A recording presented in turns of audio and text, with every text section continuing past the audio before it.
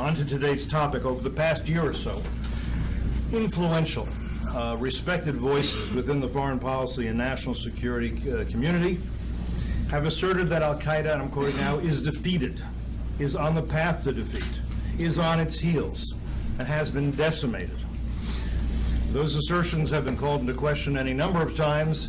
Certainly Tom and Bill Rosia with the Long War Journal have, Eli has, but most vividly and most recently, those assertions of Al-Qaeda's defeat and demise were called into question by the U.S. government's decision to close 22 diplomatic facilities in 17 different countries across North Africa, the Middle East, and parts of Asia. Eli Lake and his colleague Josh Rogan shed a bit more light on this situation when they reported in the Daily Beast that the reason for the closure was intercepted communications among more than 20 Al-Qaeda operatives in far-flung locations. The report noted that this conversation, this communication, was apparently led by Al-Qaeda's numero uno, Ayman al-Zawahiri, and also included on the conversation, on the call, was Nasir al-Wuhaishi, who heads Al-Qaeda in the Arabian Peninsula and was recently named Al-Qaeda's general manager. Tom Joscelyn and others at FDD's Long War Journal have followed these issues closely and independently confirmed Eli's report.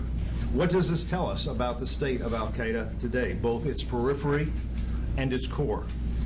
I'm going to start by asking Eli to grapple with that question for just a few minutes, about 5 minutes, then we'll ask Tom, and then I'm going to take moderator's prerogative and ask some questions, and then we'll go right to you and let you ask questions as well.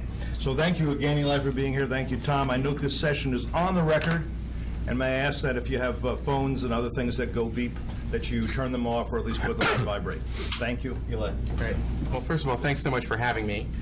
And I should say that as we speak, there will be a new story from Josh and I on the communication, and I can say now that gives a little bit more details about what exactly happened here. Earlier this summer, Yemeni authorities, with the help of U.S. intelligence, was able to apprehend a carrier from Al-Qaeda as he was uploading minutes to what appeared to be a very important business meeting of Al-Qaeda's Shura Council and its affiliates. When he was identified from that communications, U.S. basically discovered a kind of treasure trove, which was a recording of a 7-hour remote internet conference. And this included video, voice, as well as chat.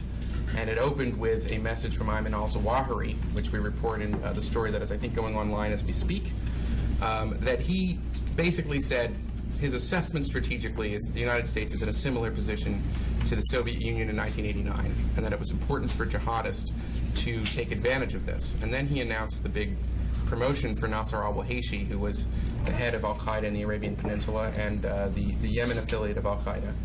And then from that 7 hours, he then pretty much disappears and comes back at various points. There is some debate in the intelligence community as to whether or not Zawahiri, who did not answer direct questions the way that Wuhaishi did, was participating directly, or was he giving a video in real time to a carrier as he was monitoring it remotely. Certainly, most of what we understand about the internet and communication security of Wuhaishi and Osama bin Laden is that they would not be online in this kind of direct communication. However, this is, I would say, a debate with the intelligence community. There are many who believe that they have this video of him addressing things. He shows up at various other points and at the end, suggesting that he was indeed in the conversation, that we did not take these direct questions. I think it's an important point.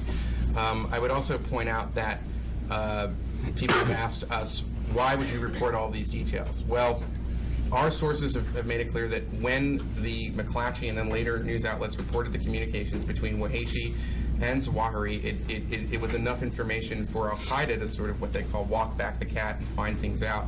We left out some details from our initial report, and we reported more of them. But at this point, I think it's we believe, especially since our sources were giving us this information, that it was an important story to help explain the current context of the threat. Now, on your broader point, which is, I think it's a tough one. I think that you can't argue with the fact that U.S. Special Operations Forces in 2011 found Osama bin Laden and killed him. That was a huge blow to the organization. But I would point out that in the years leading up to that, there were a lot of analysts who believed that bin Laden was out of touch, something of a figurehead, and didn't play a day-to-day role in an organization that had really devolved more to its affiliates. And one of the stories I remember writing after that raid, and others had written as well, that bin Laden played a pretty important role in terms of sort of managing this organization that has all these various affiliates and aspiring affiliates. And I think we're sort of in the same situation now, whereas there are no doubt about it, Al-Qaeda's lost a lot of senior leaders in Pakistan because of a very effective and lethal drone war. And I mean, that's not nothing. However, they have adapted, and as Zawahiri has shown that he has the ability to manage and delegate. And in that respect, at least we shut down all these embassies, and the threat alert has been significant. That I think that shows that while there have been victories, Al-Qaeda, at least the threat of Al-Qaeda, is far from over at this point. Let me go to you, Tom, and I'm sure I don't need to ask you questions, but I do want you to elaborate a bit on this concept of the core and the periphery, because there was the idea that Al-Qaeda was defeated, was dead, which we heard from, again, prominent voices, talk about who. And then there was a second theory that, okay, it's not dead, but the core is so diminished it can't operate. There is just the periphery, just these little satellite organizations that don't have a lot of clout. That's called into question too. It appears now that the core has been, despite the drone war, which has been effective, the core has been able to remain fairly robust and fairly in control and fairly powerful, in addition to the periphery. So if you would address that, and by the way, perhaps address a little bit as well, because I think we want to get this on the table, how it is that so many very smart people have been so wrong on these issues. Well, thanks, Cliff. If you all leave here sick today, I am to blame. I am a little under the weather, so I apologize in advance. I'm a little nasally. It's the perils of having a 3-year-old and 1-year-old who attract every virus in the tri-state area of New York, so apologize in advance. Well, the whole core and affiliates distinction, that whole idea, is something we've been knocking down really for months before the embassy closures. I testified before Congress saying that this is not something that's been well defined. The idea of what Al-Qaeda's core is not even well defined. You don't even find U.S. officials defining with any precision or saying exactly who's in the core, who isn't in the core. It sort of vaguely refers to the overall Al-Qaeda leader and the advisory councils and advisory sort of his lieutenants that are immediately around him in Pakistan and Afghanistan, that area. However, if you just start to think about it for a second, you realize that Al-Qaeda is not so stupid as to keep all of their quote-unquote core Al-Qaeda members in one locale.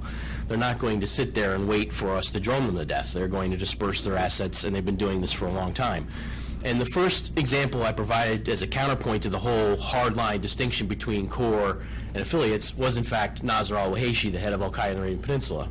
Lo and behold, he's appointed to the general manager position in Al-Qaeda, which is quite clearly a core function, okay? And he's not in Afghanistan and Pakistan, he's in Yemen, and he's the general manager of the organization. And, you know, so when you look at that position and what it does, and Cliff, I know we're going to talk about that a little bit more in a second, but, you know, that's a very important position with Al-Qaeda. He's somebody who has these very, you know, according to the few documents we've seen declassified and released from bin Laden's cache, has a very important role in managing Al-Qaeda's international operations. And he's doing that from Yemen. So, you know, Cliff asked me to try and talk about, you know, why so many people got it wrong. You know, I think that when you look back through the history of the post-9/11 world, across partisan lines, going back to the Bush administration, you can find assessments that consistently get it wrong in terms of understanding Al-Qaeda. And I think a big reason for that is that we define it pretty narrowly as sort of the terrorist threat against us or the West. That's principally what we're concerned about, even though that's not really their strategic objective. That's not their strategic goal. Attacking us or attacking the West is sort of a tactic in their broader game. When you look at their literature, you look at their leadership throughout time, they believe themselves, they define themselves as political revolutionaries. They want political power for themselves in the greater Middle East. That's their greater goal. And at times it looks completely absurd when you look at the chessboard of what's going on. And other times they have more success than we give them credit for. But that's principally what they're about. That's principally what they're doing.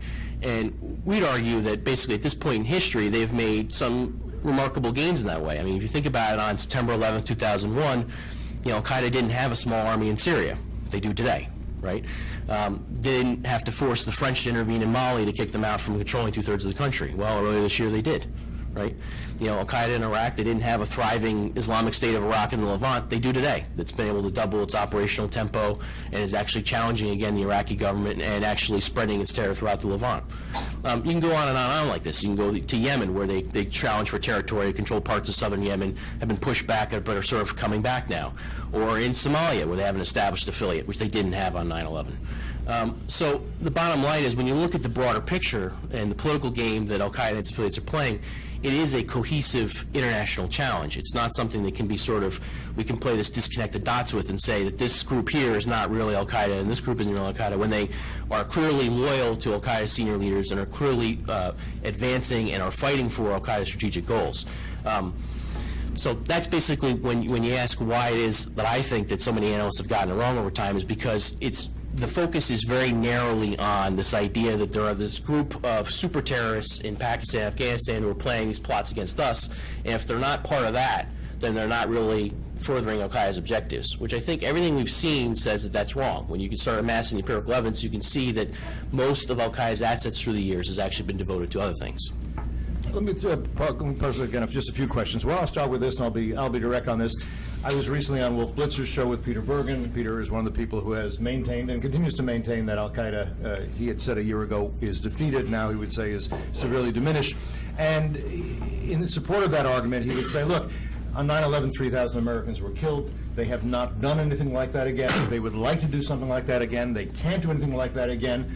Therefore, they are not the organization they once were. Therefore, my thesis remains correct. You want to just address that a little bit? Sure. Well, I think you're seeing, to his credit, I think you're seeing Peter's views evolve a little bit. His most recent column for CNN.com, he basically defined Al-Qaeda the way I just did, which is that their principal strategic goal is actually fighting to establish Islamic states elsewhere. If that's their principal strategic goal, and it is, then it's indisputable that they've actually made further gains than they have at any time in their history. The principal strategic goal is not attacking us. Now, yes, it's true, because, I mean, if you think about it, think about the massive amount of effort that's been spent to try and disrupt their plots against us. The massive amount of controversial efforts across the board, not just in the United States with Homeland Security and everything else, but across the board through our European allies, across the world, a massive amount of pressure. It's taken all of that to contain another 9/11 style attack, right? And I would say, you know, what's interesting about 9/11, you think about it, and you think about their inability to carry out something like that again. Well, that's because we've raised our defenses, sometimes clumsily, often clumsily, but sometimes very necessarily. But even 9/11, they had problems executing. When we were asleep, you know, they had problems. Some of their operatives were detained or marked by the CIA beforehand. You know, they had ran all sorts of issues trying to execute 9/11. In other words, it's not an easy thing to carry out this style of mass casualty attack the way they want to do it. So we risk, if we set the bar there and say that because they're not able to carry out another 9/11 style attack, they're done, I think that sort of ignores so much of the picture and the sort of the evolving threat streams that are coming our way. Do you want to answer that, or shall I give you a new question? Give me a new question. New question, okay. This puzzles a lot of people. I think it does puzzle me as well. We have the events taking place right now in Egypt. You have Ayman al-Zawahiri's brother Mohammed being arrested there. You have Al-Qaeda also with what may be a small army in the Sinai. The estimates vary from a few hundred to a few thousand. Talk a little bit about, at this point, if you would, because I think it is confusing, about the current state of the relationship between the Muslim Brotherhood and between Al-Qaeda, between the various Muslim Brotherhood organizations and the various Al-Qaeda groups. Okay. Well, when Gamal Abdel Nasser had Saeed Qutb hung, that was the end of the more radical ascetic version of the Muslim Brotherhood in a lot of ways. Many of those people fled to Saudi Arabia, and the Muslim Brotherhood that emerged after, we call it post-Qutb, was one that was very much accommodationist with the state. Anwar Sadat made a series of reforms, allowed them to organize openly on universities, and the Muslim Brotherhood became a big part of the fabric of Egyptian civil society. When I lived in Egypt in 2005 and 2006, a big story was that a Muslim Brotherhood member was, for the first time, the president of the American University in Cairo. You find Muslim Brotherhood members in charge of the Medical Association, Association of Newspaper Journalists. So this really represents, I think, an important distinction in the philosophy. I think that Islamists like the Muslim Brotherhood believe that over time, they could accomplish the goal of having an Islamic Republic by participating directly in politics and eschewing kind of terroristic violence. And for this, they were scorned by, at first, Jamaat Islamiyah and the Egyptian Islamic Jihad, groups that were responsible for the assassination of Sadat, and later by Ayman al-Zawahiri, who, of course, was a member of Egyptian Islamic Jihad himself. There's a famous exchange of someone named Dr. Fadl, who was in an Egyptian jail and eventually recanted a lot of his support for terrorism. And there's a famous line from Zawahiri responding to this, saying, "Was the fax machine that you used is the same current that was used to electrocute you when you were tortured." And so there is this long-standing disagreement between the Al-Qaeda side of the Islamists and the Muslim Brotherhood side of the Islamists.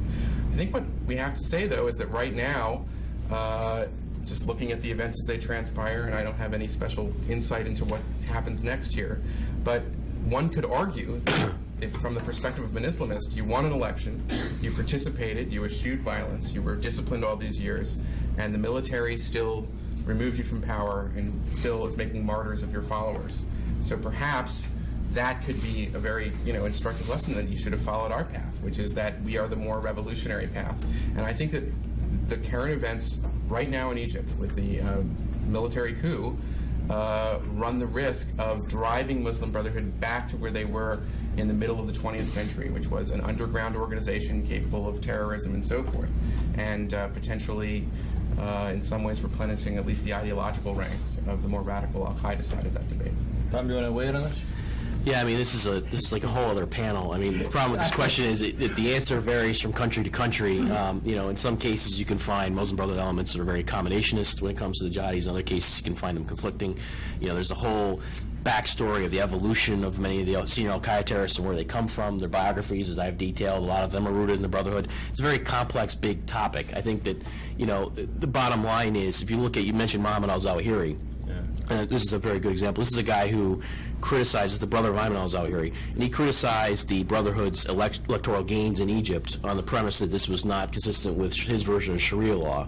And so he was very harshly critical of the Brotherhood, and yet at other times he sort of has dialed back his rhetoric and has not wanted to side against the Brotherhood with the military. He participated in a political party that actually participated in elections, which is kind of a big deal to have. Sure. Al-Qaeda Salafists participating in elections, as we saw, which some people thought was a hopeful sign. Yeah, I didn't, unfortunately. I saw it as they basically are smart enough to play the tactical game, but that's right. Yeah, I mean, I think it's dangerous to draw very broad conclusions. I think the simple conclusion, and this is a point you've made certainly in your writing for a long time, is that the alliances and the rivalries are much more fluid than we would think. There's a lot less sentimentality engaged in it because they are rivals. I do think that there is very bad blood between Zawahiri and the Muslim Brotherhood, and I know when I lived there and I've talked to Muslim Brotherhood, there is a sense, I think, from the people like Jamaat Islamiyah, the illegal Islamist parties that were not given the same privileges, if you will, of Muslim Brotherhood, that the Muslim Brotherhood not only were sellouts, but they were collaborationists. Right. And if you read Saadin Ibrahim's book, he talks about it. There were times cooperation between Egyptian authorities and Muslim Brotherhood against the more radical groups, especially when there were waves of sort of terror threats in the 90s and so forth. I'm going to ask one or two more questions, then I'm going to go to you. So what I want you to do is signal me if you want to ask a question. Somebody will come by with a microphone. I'll point to you, okay, so I know you want to talk. Okay, just one point on Zawahiri real quick. On Zawahiri real quick, it's interesting. I mean, there's a whole history there with The Bitter Harvest, which is a book he wrote about, it had some very negative things to say about the Brotherhood. But it's interesting to track his rhetoric over time, because one of the things he did last year was he released this video where he was basically saying that Al-Qaeda can coexist with the Muslim Brotherhood. And he, according to my sources, was actually reading excerpts from one of Osama bin Laden's diaries about how there was this disagreement over how to conduct a jihad in Afghanistan between the Brotherhood, which was sponsoring its own folks in that region, and that bin Laden had his own disagreements with that, but over time they sort of came to an accommodation on that. So he sort of tack back on his rhetoric against the Brotherhood, although he is critical of their participation in elections and that sort of thing at times.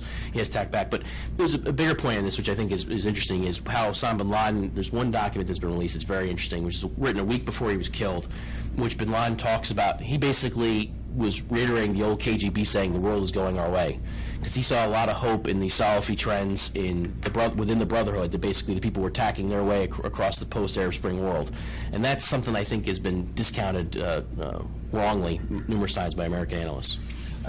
Is it also fair to say that, I think it was James Clapper who talked about the Muslim Brotherhood eschewing violence. Eschewing violence suggests that they find violence repugnant, as opposed to tactically, maybe even strategically, they don't see it as useful at this particular moment. Would you agree that that has been a confusion in the intelligence community, the idea of because you are not participating in violence today, means you have renounced violence on as a basis of principle? Yeah, see, that's where the story gets more complicated, because it goes country by country. They renounced violence inside Egypt after getting their heads kicked in. But they did not renounce violence through Hamas, which was a wing of the Brotherhood that spawned, and took part in the suicide bombing campaign in the 1990s. They did not renounce violence. You look at the senior sheikhs in the Brotherhood condemning violence in Iraq and elsewhere against American soldiers. You can go through a whole list. So, and there are Brotherhood figures within Yemen, for example. There are big supporters of Al-Qaeda, including Sheikh Zindani, who's a Brotherhood figure. Hassan al-Turabi, who was a leader in Sudan as a Muslim brother, he was a big supporter of bin Laden. So it's a very complicated story, All you actually. can do is look at anything Yusuf al-Qaradawi says. I mean, he certainly doesn't renounce violence when it's against infidels. I mean, Qaradawi being the sheikh who's on Al Jazeera Arabic, who Muslim Brotherhood spiritual leader, just so everyone knows, Qaradawi does not renounce violence, right? But that said, I think it's significant that you have to take into account the evolution of the Muslim Brotherhood in Egypt in the latter part of the 20th century. It's an important distinction, considering that for most of the 20th century, they were a major violent threat against. But speaking of, let me just drill down on this a little bit. When we talk about Egyptian Muslim Brotherhood renouncing violence, what we've just seen, it seems to me, is the New York Times ran an op-ed from a Muslim Brotherhood member talking about the peaceful protesters. I'm sure there were some peaceful protesters. There are others who were carrying machine guns, automatic weapons, burning churches, and humiliating nuns. That doesn't strike me as a definition of peaceful.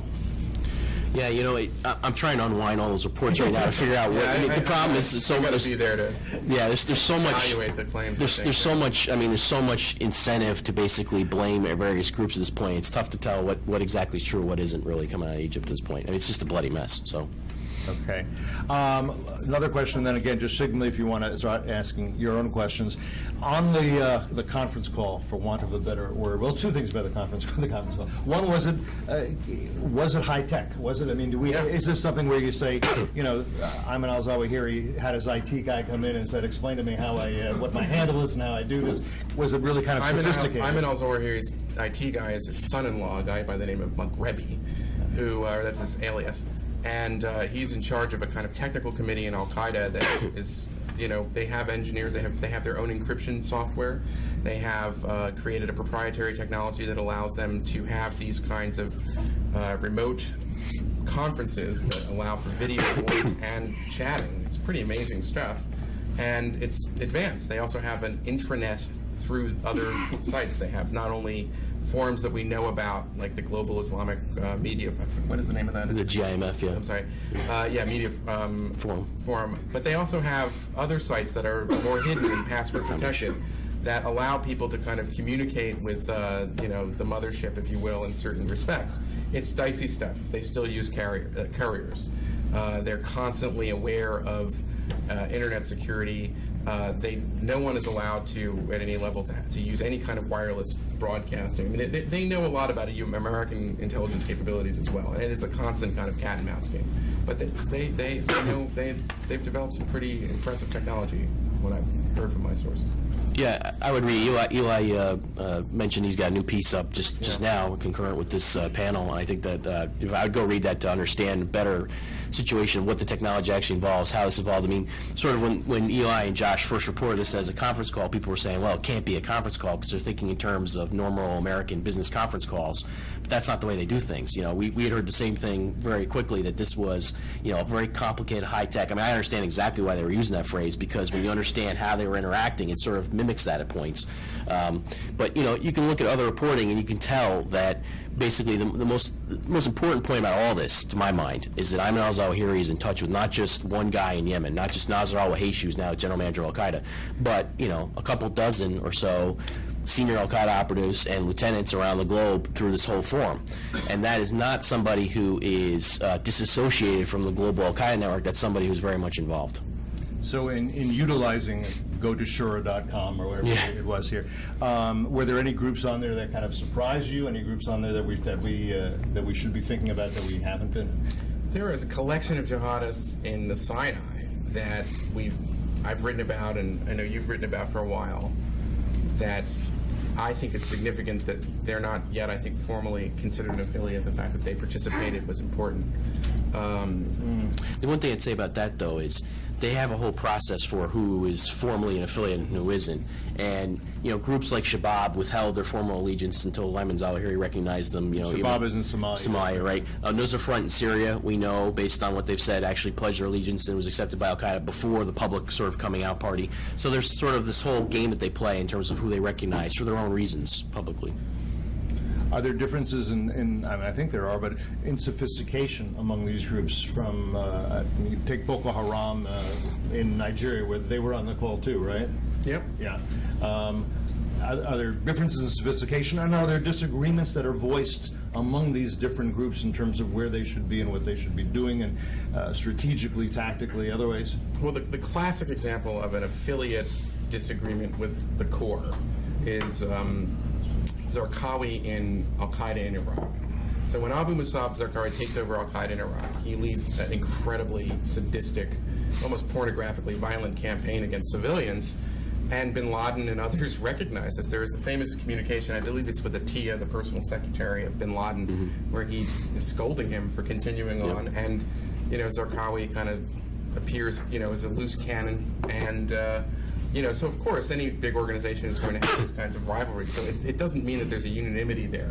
But I do think that it shows that there are kind of protocols, not just in terms of communications. I mean, there's a protocol for when you establish a new kind of branch, what committees that you have, and how you should look at enforcing Islamic law and punishing people who violate it.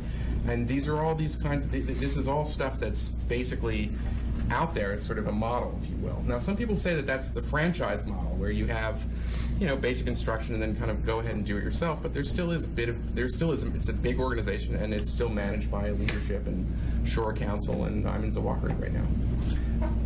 I'm happy to go to questions here if somebody wants to. If not, I'll continue to ask my own. There's a question at the back there. Just wait for it. If you would, just wait for the microphone and then just identify yourself. Thanks very much. Thanks. Good afternoon. My name is Yoav Stein with the Senate Foreign Relations Committee. And we went a little bit around it, but I'd like to hear a little bit more from you guys. A little bit of Zawahiri, his legacy. We're looking a little bit 10 years in advance, and we see a little bit of a shift back from Abdallah Azam from the Global Jihad Foundation. Obviously shifted more when Osama bin Laden took over and 9/11. But are we seeing now, though both disciples came together and sort of share the same ideology, Zawahiri, are we seeing a shift towards a new approach to global jihad? Are we going to see more? You spoke a little bit about technology. Are we going to see more of a cyber security issue, cyber wars that is going to try and develop in Al-Qaeda? And how is it going to affect U.S. policy? Thanks. You want to go? Yeah, I'll go. So, yeah, I mean, we've seen a market shift in how Al-Qaeda operates in various countries. I think the big analytical mistake is to think that that's not part of their global designs or doesn't assist them in waging their global jihad. And let me give you a case in point, which is in Yemen, where the new Al-Qaeda manager, the head of Al-Qaeda in the Arabian Peninsula, instituted a political platform under the brand Ansar al-Sharia. And basically this was their attempt to sort of rebrand themselves in the post-Arab Spring world to say that we can provide governance and basic services to you, and that we can start basically adopting parts of sort of, the Hezbollah or Hamas model, where we're going to ingrain ourselves really in the community and sort of build up our own sort of governing model. In fact, the Associated Press recently came out with some letters from Wahishi to the head of Al-Qaeda in the Islamic Maghreb talking about all this, and his prime focus was how does he build an Islamic state in Yemen. What I want to say is that concurrently with that, as he's doing that, as he's evolving politically, because they are political revolutionaries, as he's trying to figure out a new way forward for him and his organization inside Yemen, they are concurrent with that launching plots against us. And in fact, Al-Qaeda in the Arabian Peninsula becomes one of the key quote-unquote affiliates, which is leading the charge against the U.S. homeland. So they basically are able to walk and chew gum at the same time. It's sort of part of their overall model. And I would say if you look country by country, you can see even with the Nusra Front in Syria, you can see with Al-Qaeda affiliated groups out in North Africa, you can see much more of this where they are trying to provide basic level services to people to sort of ingrain themselves within the community and provide themselves as sort of an alternative model to the existing government. I mean, I would just say that it was significant among the Qaeda experts and analysts in the U.S. government that I talked to at the time that you saw the participation of hardcore Salafist groups that were clearly in sympathy with al-Qaeda's larger ideology participate in Egyptian politics. And as I think I said earlier, I think that their participation in Egyptian politics probably is coming to an end before our eyes, as we see the various arrests and crackdowns from the military. I would imagine that this could lead to a reassessment of that. I don't think, though, that Zawahiri in any way, at least according to this latest information that the U.S. government is receiving, is going to dial back the terrorist or terrorism side of things. I think that it's, as Tom said, walking and chewing gum at the same time. Right. Other questions here? As you think about it, I'll ask some more, but think of your own if you would like to. Happy to have you ask questions. We've been tough on the sort of community, the national security community, in terms of the conventional wisdom being wrong. To give credit where it's credit's due, the 9/11 Commission actually was pretty good on many of these things and kind of foresaw a lot of what's happening. You want to describe that and give credit where it's due, Tom? Yeah, I mean, there were some really good passages, really pages in the 9/11 Commission where I think we're acting now today like the affiliates are sort of something that al-Qaeda stumbled upon, okay? Like this just sort of, they just happened upon this. And certainly not all the affiliates were pre-planned in every detail. They weren't launched according to some, macro plan that they got down to every fine little micro level. However, it has been a long part of their strategy, going back to the early 1990s and even the founding minutes of al-Qaeda, to basically sow their seeds in all these other nations. And the 9/11 Commission has very good language about how bin Laden saw himself in al-Qaeda in that role, and that the idea was that he was going to lead this Islamic Army Shura when they were based in Sudan, and they were going to bring in all these other groups that they didn't need to control in every last detail, but they were basically going to spread al-Qaeda's ideology, platform, and yes, operational ties to all these groups across a huge array of countries. And it's amazing going back to the 1990s. I mean, I had the list in my congressional testimony recently. The 9/11 Commission identified all these countries that they played this game in. And it's staggering. I mean, it's staggering from the North Africa all the way through into the Middle East. So, some of these groups, some of what we are describing as affiliates, are part of a long-term plan that they've had for establishing their presence in these nations. That's sort of had waxed and waned, and it's sort of had its ups and downs. But it's something that they've thought about for a long time, and it goes to the heart of, I think, that the idea that the al-Qaeda core, there's some firm line between the al-Qaeda core and all these affiliates. I think that that's not true. I would just stress also that any big organization like al-Qaeda, there's never a monolithic view. There are elements of the U.S. intelligence community that are very alarmed by the threat, that understand that core still has operational control. There are other elements that don't. Yep. And a lot of times, I would just say that it depends very much on, what the White House at any given moment, thinks of the competing analysis. But you rarely get anything that is reaching a kind of across-the-board consensus that's worth anything, which is sort of, one of my personal things is I think national intelligence estimates are largely worthless. Yeah. Because it sort of dumbs down everything to pretty obvious, common aphorisms that don't really tell us anything. And in the world of intelligence analysis, there people will assign percentages to what they think is going to happen and so forth. And it's a pretty complicated thing, and there are usually pretty vigorous disagreements. Just two quick things. The first thing on that is absolutely right. I mean, the way I put it is that al-Qaeda doesn't have a bunch of automatons. They are a human organization. They have personalities, conflicts. There are all sorts of commanders who don't fall in line and do their own thing at times, but it still doesn't take away from what I think overall is a cohesive international challenge to us. And one of the points I make on that, too, is that al-Qaeda is an organization that has been able to tolerate significant dissent. Not just in Iraq, but also even on 9/11, where there were members of the Management Council of al-Qaeda who disagreed with bin Laden's decision to launch the 9/11 attacks. That didn't force them out of al-Qaeda's ranks. They continued to be al-Qaeda. But that's the type of level of organization. Yeah, there is a large degree of coordination and cohesiveness to this whole threat, but it doesn't mean that they're necessarily automatons who agree with every decision that comes down the pike. Right. Though, let me just press a little bit. It gets back to, I think, what Eli was saying, is that at the end of the day, there is a narrative, often an oversimplified narrative, that's going to be embraced by the president, by his top national security advisors, by members of Congress, and based on that understanding, that narrative of what we face or don't face, and how serious it is, and whether it's motivated by religion, whether it's motivated by ambition, whether it's motivated by grievances, on that basis, the policies in response will be formulated. If the narrative is incorrect, if it misunderstands the situation, chances are the policies are going to be flawed as well. Yeah, I mean, Well, but I would just, so far what we've seen with Obama, this is a line I kind of came up with, I think that President Obama talks like a comparative religion professor and acts like a Blackwater executive, in the sense that he has really pushed a lot of the war and expanded a lot of the global war on terror, but he's done it, through secret and classified operations. And, and there's an extraordinary document. It's about a little bit under a year and a half, I guess maybe like a year and a quarter old. And it's like a notification to Congress in open, yes, we are doing some counterterrorism activities in Yemen and Somalia and Pakistan, and then nothing else. But these are complicated partnerships and really almost secret wars. They are conducted entirely at the highest classification level.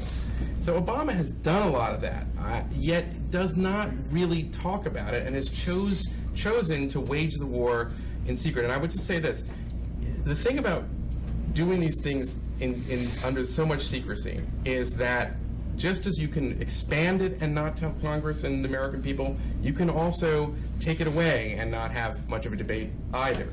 So, there's a lot of trust right now, I think, in the executive branch, and maybe there has to be. I'm not saying I know the answer here or what the balance should be, but the way that Obama's approached this is that he's actually done quite a bit, in a lot of these places, including Somalia and all over, a lot of places, but he's made it appear that the war is sort of winding down, and he's taken credit for, of course, the incredible symbolism and important strategic victory of killing bin Laden.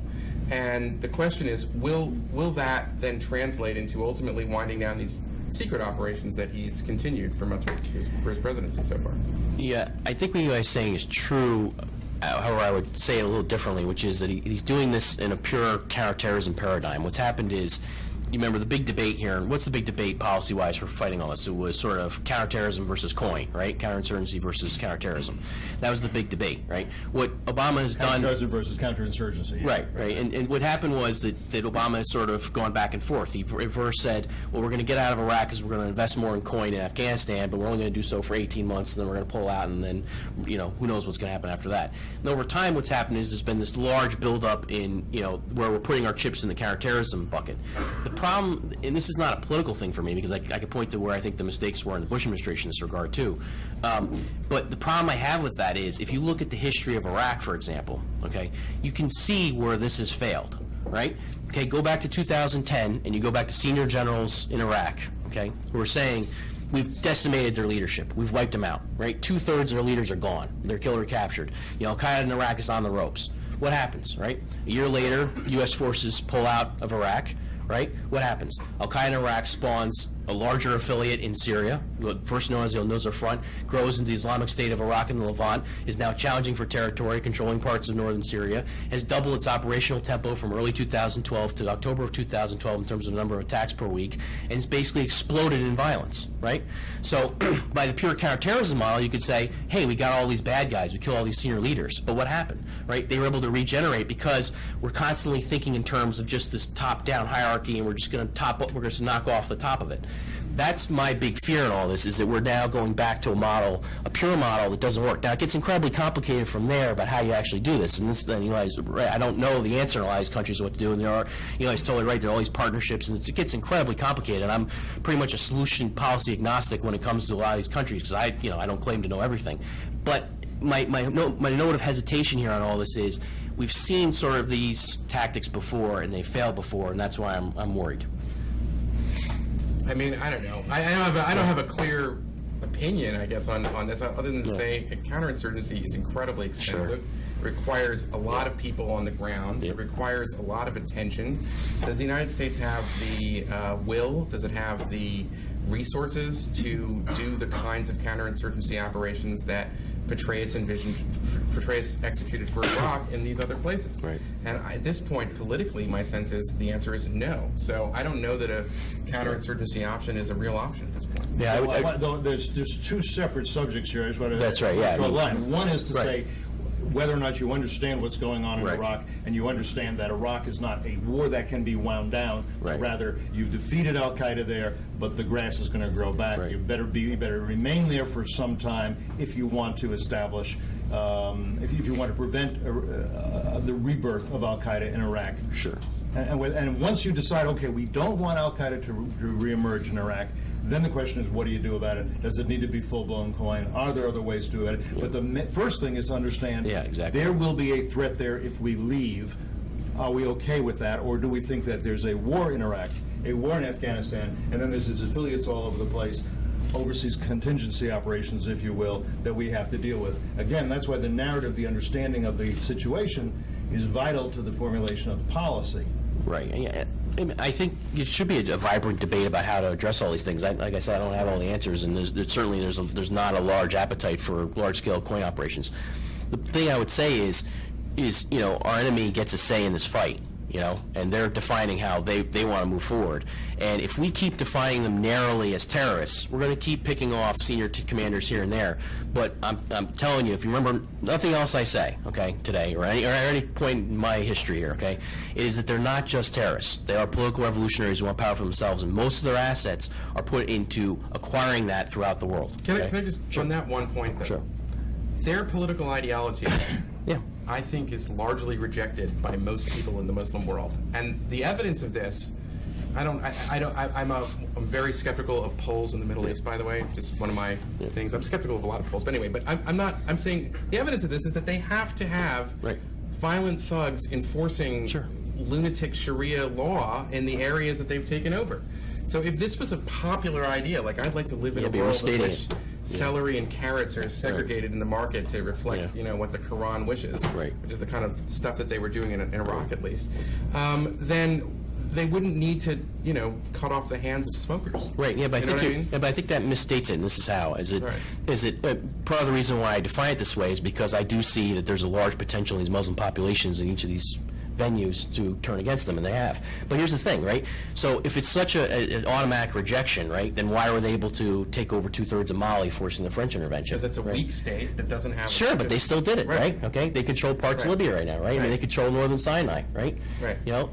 They took over large parts of Yemen since 2009, right? I mean, Yeah. they control large parts of Somalia. The UN report that came out in July says they still control large parts of central Somalia. So the point is that yes, they're not the most popular brand in the whole Muslim world, and there's this huge potential problem for them, and there's a huge problem recurring for them that there's these large portions of the population which reject them. Absolutely. The problem is, despite that, they're still able to keep coming forward, and that's the problem. I don't think they can do it in a modern world. I just don't think they're going to be able to hold on. There's too many factors. I mean, Well, the problem- they can do it in the remote area where nobody Yeah. will. Well, it remains to be seen. I don't like Or I don't think they can reductionist sustain it. political I don't think they arguments. can sustain it. I guess that's my point. Yeah. Let's go question back there, then we'll go to Ariel up here. Got it. I'm Brian Katula, Center for American Progress. Hi, Tom. How do you see Al-Qaeda and its affiliates and its position vis-a-vis Iran over the last 10 years? And, quite obviously in Iraq and Syria in opposition to it, in Sudan maybe something different. Yeah. And then similarly, how do you see Iran looking at this threat? Because we often discuss it from the U.S. perspective, as we should. But it's a very complicated game that's playing out in the Middle East, and I'd love to hear your thoughts on sort of how their ideology and their actions have adapted. Yeah, that's a really good question, Brian. Everybody hear the question. It's really about how Iran is looking upon all this and the various, both the rivalry and the collaboration between Iran and Al-Qaeda. I mean, go ahead. Right, so a couple data points. Al-Qaeda leaders fled to Pakistan from Afghanistan after 9/11, and they also some of them fled to Iran, including family members of both Zawahiri and bin Laden. Now, I believe that arrangement was something like a medieval hostage, which is, Iran, I don't think, is going to collaborate at a kind of strategic level in the way that they collaborate with the Baathists in Syria.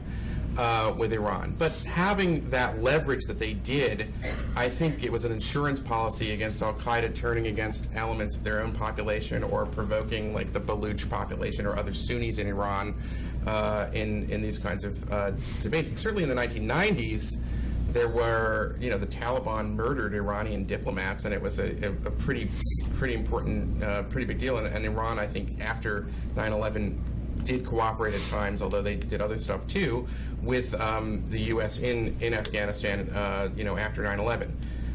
But that said, I think that you can also see that, they're like two rival cartels or two rival mafias, but they have an interest in making sure that the FBI or the is weak in that sense. So it's possible that they can be competitors, which I think they certainly are. They certainly are theologically very different.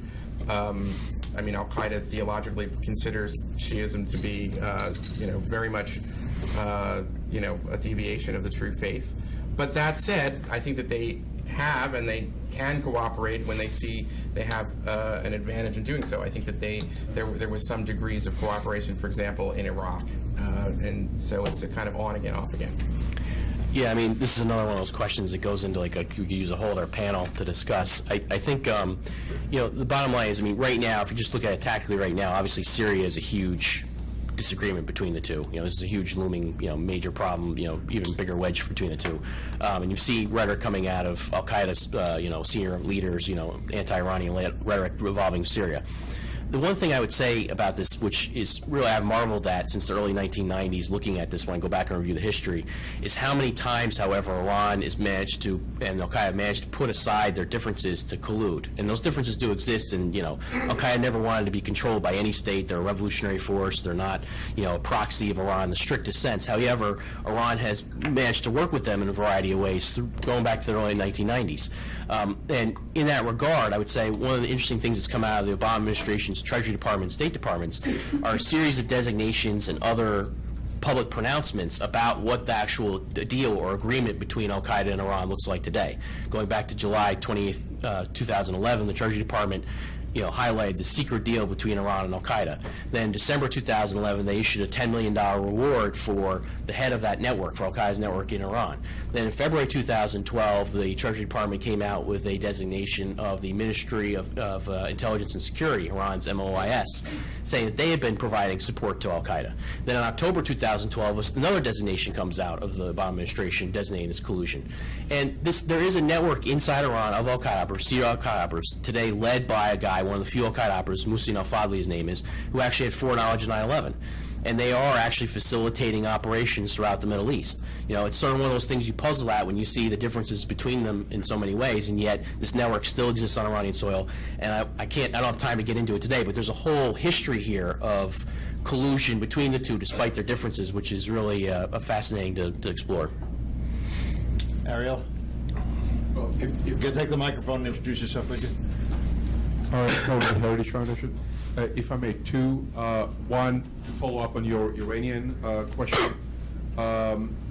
If we see al-Nusra fighting Iranian proxies in Syria, at what point we're going to witness a strategic, long-term, fully committed conflict between the Sunni extremists and the Iranian state or its satellites throughout the Middle East?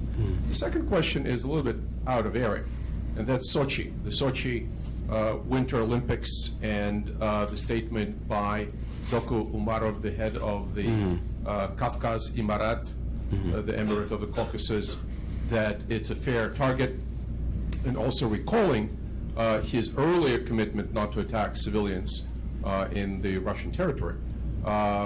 Umarov stated his allegiance and support of Al-Qaeda many times. His rhetoric, to the extent I read it, is very much along the lines of the Takfiri, Salafi Islam. To what extent do you see Al-Qaeda mobilizing its resources towards Sochi, and to what extent is this a real threat according to what you see reported? Thank you. You want me to go or you want to go? I don't know. Well, I'd say that they've targeted the Olympics before. In fact, I think it was in the London Olympics, actually, security services had to actually flag somebody who was trained in a Shabab camp who they thought may have been planning some terrorist attacks in London or part of a cabal in that regard. I think when you look at this international hydra, there's always potential for these big public events for them to come at it. How much of their operational resources have been devoted to it, I don't know. But it's always a potential there.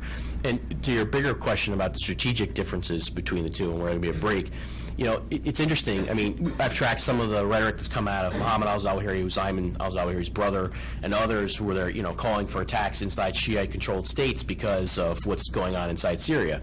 And so you see that upping of the rhetoric, and there are parties in Baluchistan and elsewhere which to me look like they may be in the al-Qaeda sphere, who are sort of their chips for the anti-Iranian card, if you know what I mean. The thing I would say about this is, to go back to how these relationships evolve, it's absolutely fascinating to watch how, right, in 1998, Iran and the Taliban were on the verge of war, right, after the Taliban slaughtered these Shiite diplomats in Mazar-Sharif. And yet, they came to a deal. They came to a deal before 9/11. This guy, Karola Kerko, who's down at Guantanamo, who's the governor of Herat province in Afghanistan, actually was dispatched by Mullah Omar to cut a deal with the Iranians to cooperate. That type of thing happens. So these guys are willing to put aside this deep animosity and hatred when it comes to areas where they can collude. And the big problem I have is we don't know when it's going to tip, sort of where they, it could be that they have disagreements in 1/3 of the board, but agreements in the other 2/3, and basically keep colluding. You never know. Other questions up here? Let me ask this one, and I'm not sure we know, but every one of these al-Qaeda affiliates has to be funded. You can't run any kind of organization without funding. To what extent is al-Qaeda core arranged for funding for al-Shabaab, for Boko Haram, for others? My understanding is it's actually the reverse. It's a little bit like you have to kick up the tribute if you're an affiliate, sort of the way a local mafia crew would kick it up to the Godfather. And that there are all any number of things that Al-Qaeda has been implicated in, from including very haram activity of drug trafficking. We know from Afghanistan. So they are criminal organizations. So they have ways of making money, particularly when the state is weak. Yeah, I mean, the Taliban doesn't sequester, Right. Right. I mean, exactly. I mean, it changes from area to area how they operate. But yeah, there's in some of the affiliates do a lot of criminal activity, from kidnappings to drug dealing and that kind of thing, trafficking, cigarettes. The guy, Mukhtar Abu Mukhtar, who launched the attack on in January on the Algerian gas/oil facility, and who Eli did some great reporting on. Actually, he was the commander who was connected to Benghazi. I think he was at the time Al-Qaeda in Islamic Maghreb. He's a guy who's known as Mr. Marlboro for all of his cigarette smuggling. So it varies from actor to actor. I want to dig down a little bit more into Syria, where the most important fighting force, we've said, is an al-Qaeda affiliated force, but there are two al-Qaeda affiliated forces, Jabhat al-Nusra, and of course the al-Qaeda in Iraq and the Levant. Yeah, it's the Islamic State of Iraq and the Levant. The Islamic State of Iraq and the Levant. They are in a fairly vigorous competition. Talk about how that plays out. Well, you're right. They are. They do. There are leadership disagreements between the two that trickles down to the ranks. One of the interesting things, though, again, is that our model of Al-Qaeda Long War journals, this sort of thing is not unheard of. These types of rivalries do occur throughout the whole history of the organization. This was a pretty intense one, and it manifests itself in ways I think are relatively new, with a public rebuke of Ayman al-Zawahiri by the head of the Islamic State of Iraq and the Levant. However, when you look operationally inside Syria, there are differences, of course, but they still manage to fight on the same side against their common enemies, including the Kurds and others. So it's not something like where they've yet have turned the guns on each other. They're still keeping the guns pointed at their mutual enemies. And how does the Muslim Brotherhood relate to the al-Qaeda forces in Syria? It's a total black box as far as I'm concerned at the operational level. I don't know. I mean, part of my big fear in the Syrian Muslim Brotherhood as an organization is that some of the leaders who returned to Syria as expats have been known to have ties to al-Qaeda. They basically evolved outside of Syria into al-Qaeda cells. I mean, if you look at the leadership of Al-Qaeda's Hamburg cell for 9/11 or the leadership of Al-Qaeda in Spain, all the leaders were once Syrian Muslim brothers, right? So, and I can get into that detail. So I don't know, and I'm not saying all the Syrian Muslim Brotherhood is that today inside of Syria. I just don't know what they are today inside Syria. And I believe actually what I've heard is that there are some real divisions also within the Muslim sure. Brotherhood, from the Aleppo group to the Damascus group. I'm sure. not sure I've got it all right. I don't have enough visibility to really comment on the internal jihadist currents in Syria right now. So I'm going to just... Yeah. Let me I'm going to ask if there are any final questions from any of you, and if not, I'm going to go there, and then I'll ask you to think about what we should have talked about, should have asked, haven't, that you want to conclude on in your last few minutes here. Yeah. My name is Yamak Showers. I'm an intern at Human Rights First, a law and security program.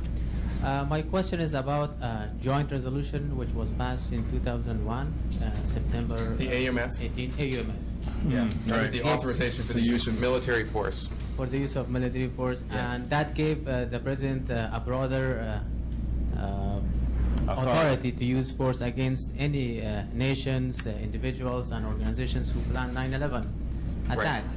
So from then on, and for the past more than a decade, this joint resolution is used as a legal basis for using force against any terrorist.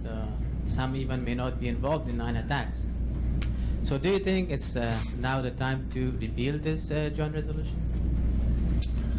Well, I wrote a piece about this for Reason magazine a few years back. My view is that there is a risk that the war on terror could become permanent if you never revisit the question of what are the extraordinary powers we want the government to use to fight terrorism. I'm also of the view that it's a fairly long war, and it's not like they've invented these threats or they like having global war and they're just warmongers or something like that. I know that's a little bit of, I'm not trying to dodge the question. I think it's a very good question.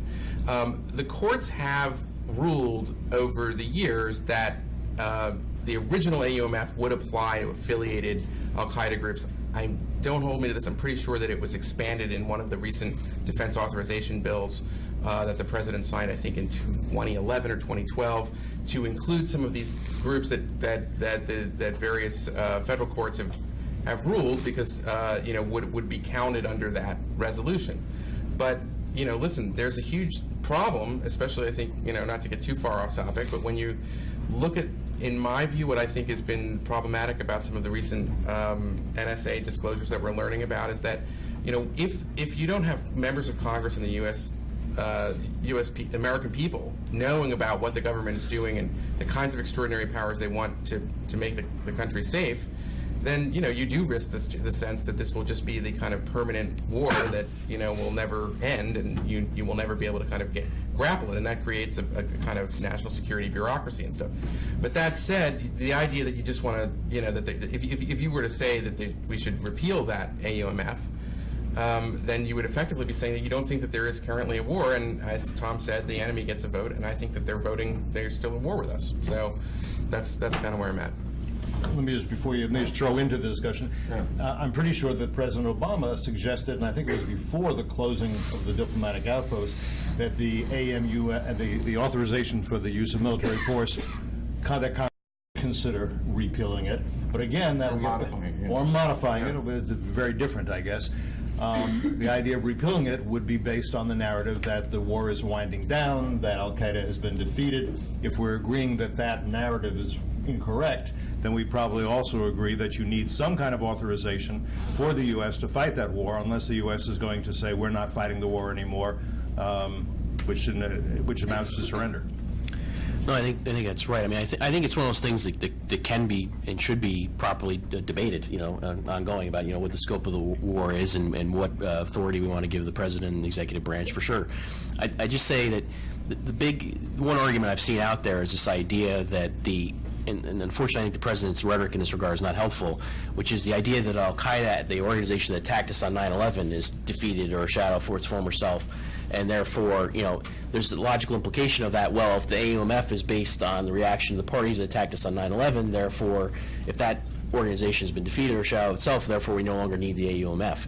I think that's not consistent with the real threat environment. I mean, I think what you've seen over time in terms of how attacks have manifested themselves, even just directly against us, yes, they haven't been successful, but, back in 2009, there was a serious plot against New York City subways that was launched by, Al-Qaeda. That didn't involve any specific actors involved in 9/11, but it was Al-Qaeda, Najibullah Azazi.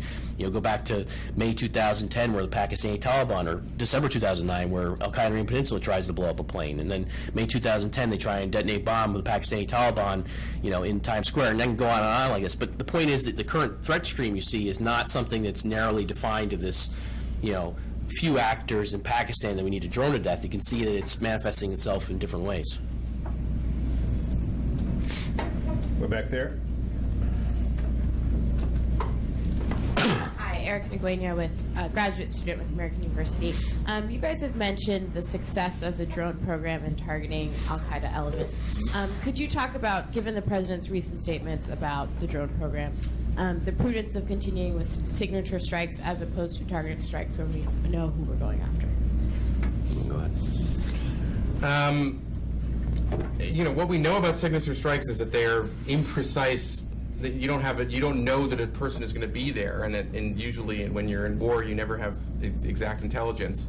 But listen, there's something very disturbing about the U.S.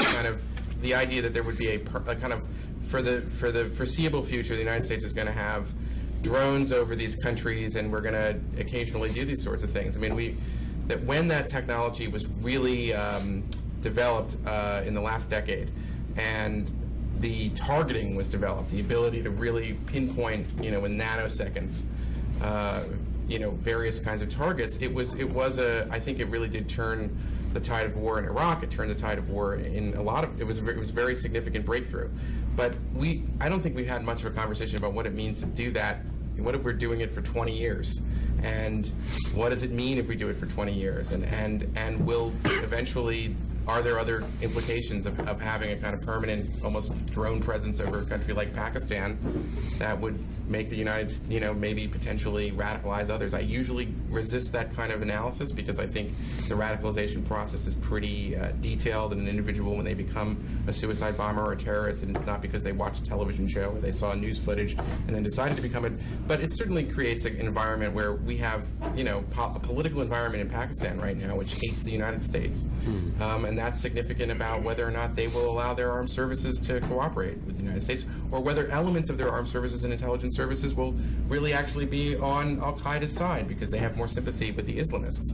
And so I think that is a significant concern. By the way, while I talk about that, Ayman al-Zawahiri, we do believe, is in Pakistan. Do you think there are elements of the intelligence and military bureaucracy that know where he is? Pakistan, never. So, yet another question that needs its own panel to answer. Yeah, but the only thing I would say is, if you've seen, I think it was in June, I think it was June or July, the Obama Commission report was leaked. This was the official Pakistan investigating bin Laden's presence in Pakistan. And I thought that report was fascinating because what they basically said was, and this is in Pakistan where, oh, by the way, a journalist who was going to write for us at the Long War Journal 2 weeks before he was going to write for us was kidnapped and tortured to death for asking some of these very same questions, and he was a shady character and a complicated guy, but he was somebody who we, knew had ties to these types of folks, and, so it's a very dangerous environment to ask these questions inside Pakistan, yet this commission they did ask these questions, and basically what they said was, we can't answer them because we don't have the cooperation that we need to answer these questions.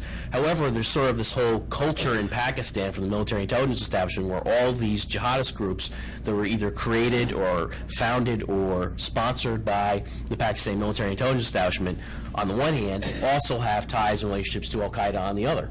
And this milieu, if you will, inside Pakistan makes it very easy to sort of have these types of senior figures sort of, hiding in various different areas. So it becomes a large, complex topic about who knows what, but the bottom line is the environment is very permissive for that sort of thing. In the 1980s, the United States, and particularly the CIA, helped fund and build up the ISI, the military intelligence of Pakistan, in order to be a pipeline for the Mujahideen and other fighters against the Soviet Union and Afghanistan. A lot of CIA veterans of that era still believe that guys who were in charge at the time, like Hamid Gul and so forth, were good American allies. Now it's been shown that many of those people have turned on us, or at least took al-Qaeda's side in the current situation, some more than 30 years later. And so the U.S. in the last decade began creating an element or a service within the ISI, called Directorate T, that was supposed to be the guys who were going to be really on our side. And then there were questions about whether they turned. So when these things have this kind of history, and I just think that it's almost inevitable that when you do something in the name of counterterrorism, or in the case of the Afghanistan war, an important part of defeating the Soviet Union. There were implications of that down the line, and that the U.S. helped kind of create it, and certainly Pakistan as well, and the military as well. So I don't want to. It's not all on the U.S., but I think in a lot of cases these organizations, you don't buy anybody in this part of the world. You only rent them. Well, just the best example of that, just real quick, is Jalal and Akani and the Akani Network, who were thought to be loyal allies. And there was a great recent book that came out, The Nexus of Global Jihad, or something like that. I forget the exact title, but it's a really good book by Don Rassler and Vahid Brown, which talks about the fact that the Akani Network, at the time when they were this conduit for American and other Allied support against the Soviets, were in fact very explicitly in their propaganda in the region openly global jihadist, and sort of basically endorsing the message that bin Laden would become so famous for carrying forward. Yes, over there. We've got to get a microphone to you right away. Thank you. Joan O'Hara with House Homeland Security Committee. I wanted to get some clarification on the question of the administration's narrative. I'm hearing you say that, and I understand that it's important that the narrative is accurate, so that the policy that follows is also accurate and effective. But I'm also hearing you saying that the narrative does not necessarily match what's going on in terms of conducting these sort of secret wars. So the clarification I'm looking for is, do you think that we have two separate narratives, one for the general public that is leading us to believe that things are winding down and we've made significant progress, and then one for the administration itself with sort of the real story? Or do you think that it just seems like there's a disconnect, and I was wondering if you could address that. I think there is a disconnect, but it's not exact. I mean, listen, they've also moderated what they say publicly too. I mean, there was a period where they really didn't acknowledge al-Qaeda in the Arabian Peninsula as a serious threat, and then after Abdul Muttalib, the Christmas Day bomber, they realized it was a major problem, and you started to hear rhetoric, and then things were done kind of secretly. So it's not always necessarily a clean point, but I would say that generally they've claimed kind of political credit, and as well they should. Killing bin Laden is a major victory, so I don't want to say that that's not insignificant, but I think that they often say, and they've said it this month. Jay Carney will say, we think that al-Qaeda core is decimated, and it's this way of sort of doing that. And as I said, I think that it's easy to expand a secret war. It's also easy to kind of wind down a secret war, and it's much easier than if you had more input from Congress and it was a more open and public debate. Yeah, I think my main concern is that they may believe, to a larger extent than we're giving credit for, the sort of the public narrative, sort of the Obama's National Defense University speech in May.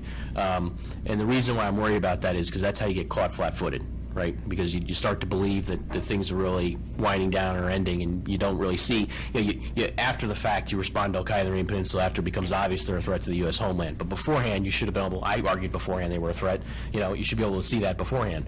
It's sort of that sort of tactical running around, And I think that's the main problem I have with that, is that you basically stop communicating to the American people what this ideological challenge is, both for us and what the terror network really looks like and what they're really doing. It's sort of a way to build support to sort of do whatever we need to do in the long term to counter the threat. That's my main fear in all this. I'll just make one point, and that may, from a historical point of perspective, that may be useful, which was in 1943, Roosevelt and Churchill got together, and they could see at that point that they were going to defeat the German, Japanese, and Italian militaries. They made a decision very clearly, they talked about this, that they were not going to try to defeat, they had no intention to defeat or destroy the populations of Germany, Japan, and Italy. But what they decided that they needed to do was to destroy and defeat what they called the philosophies, which we would call the ideologies today, that had animated that was responsible for what we came to know as World War II. We have not, I think, when we talk about, I'm afraid when we talk about violent extremism, and we don't grapple with the ideologies that have that are behind the regimes and the movements and the groups that are attacking the West, we are not taking up that task, which is the discrediting, the delegitimizing of those ideologies. And by the way, we went and continued long after the war to delegitimize and discredit those ideologies. We remained, of course, in Germany, remained, of course, in Japan for a very long time, and some would say went too far in delegitimizing Nazism to the point where very few university students nowadays study fascist ideology to understand what, could tell you what a fascist ideology is, what its components are. They might know communism, but they probably wouldn't know fascism. And so by speaking of violent extremism as if it were irrational, rather than what I think it is, which is a very coherent ideology that aims at conquest and subjugation of other peoples, we're missing an important component in any war effort. Would you guys agree with that? Yeah, I just say this. Here's how I look at it. At one point, President Bush came out and said that we've killed or captured 3/4 of Al-Qaeda senior leaders. And so the implication was, look at this, we really got them on their heels, they're almost done. A few years later, President Obama comes out and says, look at that, we've killed or captured about 3/4 of Al-Qaeda senior leaders. And yet we're still sitting here talking about Al-Qaeda and the threat. To my mind, it's because it's misdefined. It's misdefined, yeah, for a lot of reasons, from, people return to the battlefield that we let go, to people who, we never really properly define what the organization looked like in the first place, and never really properly defined the scope of their ideology in the first place. There's a lot of reasons for that. And I think if you don't define it correctly, we can have all sorts of disagreements about how to counter it, and I think that's healthy, but unless you're properly defining what it is it looks like, I think you're leaving yourself flat-footed. There are no, okay, there's a question back there. Let's go back there. Thank you. I'm Cynthia Fairhot, Associate Fellow at the Middle East Forum. I had a question. Shouldn't there be some sort of an investigation or something similar to define the accurate relationship, to accurately define the relationship between the Muslim Brotherhood and Al-Qaeda, especially that I reported on Fox News last week that Egyptian security forces announced the name of the assassin of Ambassador Chris Stevens, which was Mohsen al-Azizi. And whether that is true or not, it is definitely worth an investigation. And also the possibility of a serious connection between the Muslim Brotherhood and Al-Qaeda, especially that Ayman al-Zawahiri almost issued 3 videos the past few weeks where he almost inciting genocide against Egyptian military and police, and of course Christians and infidels, but at the same time he announced his full support for the Muslim Brotherhood organization. And he also stated that Osama bin Laden himself has been a member of the organization, and he only left because of logistic issues regarding funding and diplomatic embarrassment for the king if he's associated with bin Laden. So there are numerous evidence. Also, we have evidence that the blind sheikh, Omar Abdurrahman's dissertation, which he wrote in the 70s, he stated that he was actually writing the theological foundations for Al-Qaeda's organization. Until this day, he is considered the spiritual leader for the Brotherhood, and Mohammed Morsi tried to release him.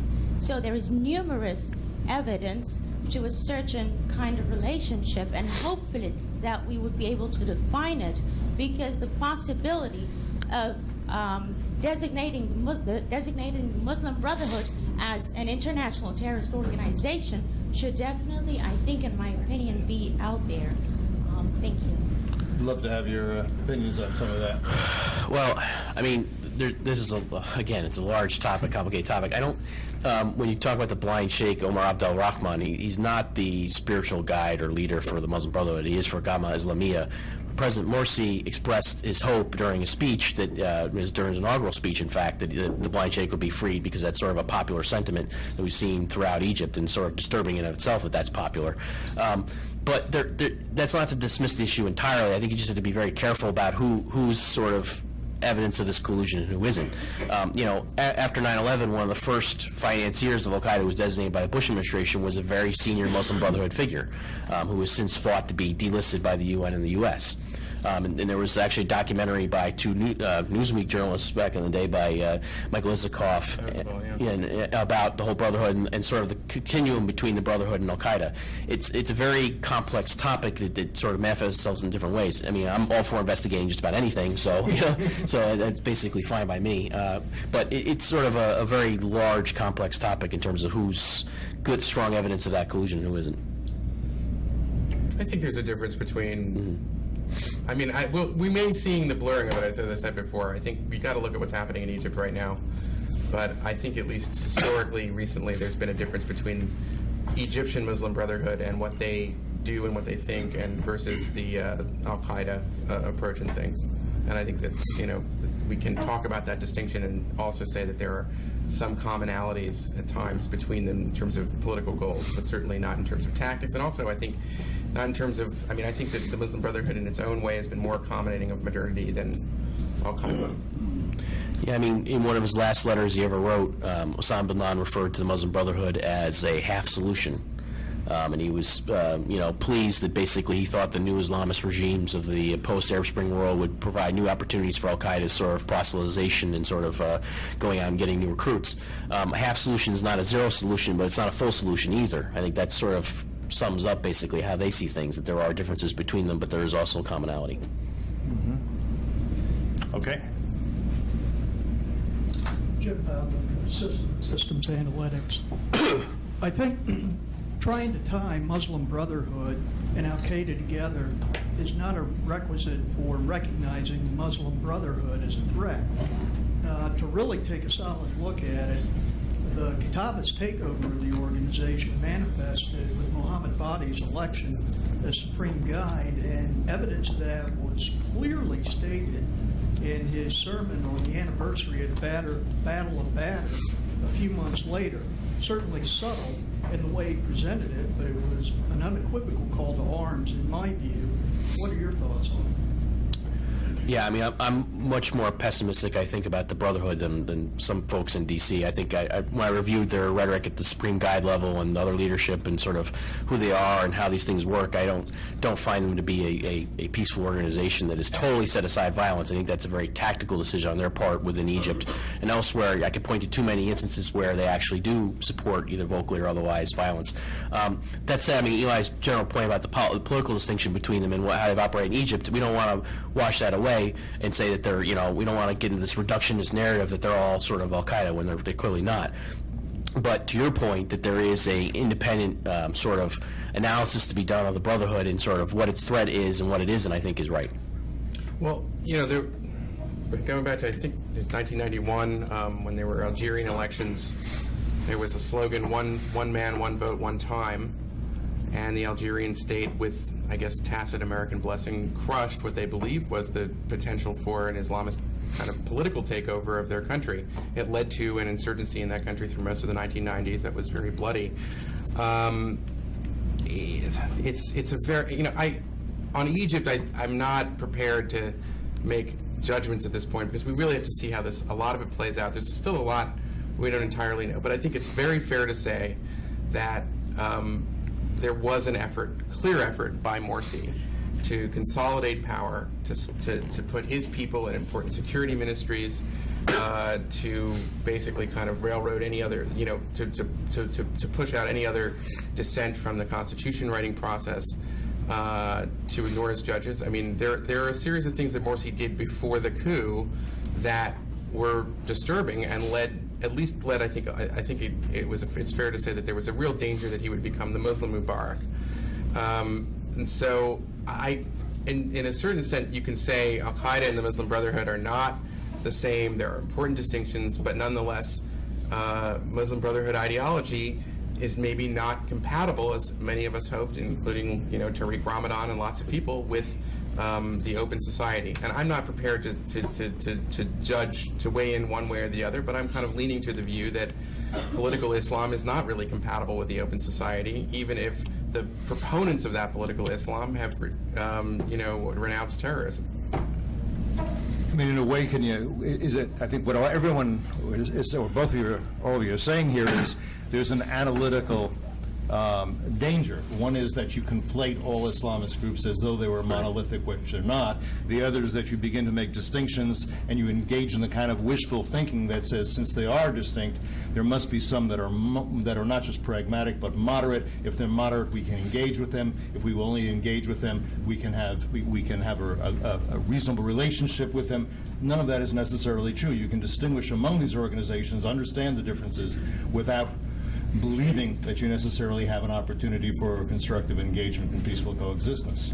Yeah, and I think it needs to be a very granular assessment of each of the different groups and how they operate. I mean, in Tunisia right now, it's a very fascinating small nation where you have the Ennahda government, which is sort of the offshoot of the Brotherhood, in this sort of standoff with an Al-Qaeda-like organization on South Syria, Tunisia, and there's a very interesting tension there. But at the same time, there's also some areas where they apparently have colluded, according to some press reports. Not really clear. So you just have to, every situation, I think you have to be very careful. But the underlying guiding ideology of it, which goes to the bigger point, I think, is something that is antithetical to our values, and that is worth stressing. Final questions? Anybody? If not, I'm going to ask the two of you just to hit any points that you think need to be made that haven't or need to be stressed as a result of the conversation, and conclude on that note. Well, I guess I would say, it's interesting. I sit here in 2013, August 2013. I've heard so many different versions of the Al-Qaeda is dead argument. From the Arab Spring is going to kill Al-Qaeda. Whoops, that didn't happen. We've droned them to death. Whoops, that didn't happen. I mean, you just hear all these different versions of the Al-Qaeda is dead argument, and there's something fundamentally wrong, isn't there? I mean, if you keep coming back and hearing this argument over time, there's something wrong with the argument. I mean, it just doesn't make any sense, and it keeps propping up over and over again. And I think part of it is that 9/11 exposed sort of a deep ignorance that we have as a society of this, not only this organization, but its ideology and everything that's related to it. And I don't think that that's necessarily been cured. I think that there's still a pretty large gap in our understanding of all this. And to the broader point, Eli is right that, there are many, many Muslims who reject sort of Al-Qaedism and Bin Ladenism, and it sort of has this, big-time flaw in that a lot of Muslims would reject sort of that rule, as has happened over and over again. The problem I have is that I don't believe in political determinism, right? I think that history moves on a razor's edge. The things, sort of evolve in ways you don't necessarily expect. And this organization, its ideology, are revolutionaries. They're putting most of their assets around the globe today to fighting to acquire political power, just as they've done all along. And they're still very much in the game. And when you talk about a big picture strategy for the United States of America, it's true that not every Al-Qaeda operative dispatched to these battlefields is immediately targeting us today. However, that doesn't mean there isn't a potential for them to target us tomorrow, because as we've seen over and over again, that's been the case. I think one factor that maybe hasn't come up in this discussion is that the United States has gotten a lot better at counterterrorism, and the rest of the Western world has. True. I don't have an answer to this. I like to avoid having too many opinions as a journalist, but I guess I'd say, at what point, I mean, we are living in a political environment in this country where any major terrorist attack is unacceptable politically. And I think that we've seen with the policies of Obama that have continued a lot of things that Bush did. It's reflecting that kind of political reality. The question, I think, for us in this room and for us as American citizens is to say, it's kind of bleak to think that the United States will have to operate drones and have shady partnerships in places like Yemen. It's hard work. It's costly. It doesn't necessarily comport with how we'd like to idealize ourselves as a nation. Would we be willing to accept a certain inevitability, as I think Europeans in the 1970s accepted, that there will be terrorist attacks from time to time? and it's not the end of the world. This is what I think Janet Napolitano, when she was Department of Homeland Security, she was in charge of the Department of Homeland Security, talked about the idea of resilience. And I'm not saying that we should accept that as a reality, but it is something that I think is going to have to come up, because on the one hand, everybody agrees if you say, would you accept another terrible mass casualty terrorist attack? Of course not everybody wants to prevent that. But what if that means having lots of a powerful NSA and drone wars and secret operations and all these other things that we're beginning to see some people saying that they don't like either. And so we haven't really been able to, I think that the side that wants to talk about scaling back the war on terrorism at this point should also talk about the idea that it's not a false choice, to quote Obama from his National Archives speech, between liberty and security. It's a very real choice, and we should be coming to terms with that. Well, I think liberty versus security and the various trade-offs and how much terrorism and damage you're willing to accept inflicted on you would be a great other panel for us to have. At least the fifth one. Idea. I don't want to argue one side of that. I'm just saying I think I think we've had a little bit of a kind of. I think sometimes we treat this conversation like we're children, and we want to believe that we can have everything, and we can't. And I'd like democracy, no terrorism, a smaller government. there's all kinds of things that you want, but you have to look at it in the real context. You want to make a last comment, or? Yeah, no, I actually, as somebody who's not a fan of big government, I share many of those worries. I'm asked constantly to comment on the NSA stuff, and to my mind, I don't know enough about what exactly is going on to give you a firm answer one way or another. But I sort of have this guttural reaction where, no, I don't want my data scooped up, versus the analytical counterterrorism side of me realizes, but I want their data scooped up because I understand you're going to stop a terrorist attack. So there is something to be had there, a conversation to be had there. I just say that, when you have that conversation, you shouldn't let it, and I don't think Eli's doing this, but some people, I think, are now defining the current threat environment and how things are evolving around the globe with the impetus to try to wrap all this up because they just want to declare it over and declare an end to it. And there's a danger that you go too far in your thinking on that and think that you're going to just say it's all over with because I don't want to deal with it anymore. And the bottom line is our enemy gets a vote. Well, we covered a lot of ground, but there's still obviously a lot of ground we could cover. Let me ask you to thank our two panelists very much for this conversation.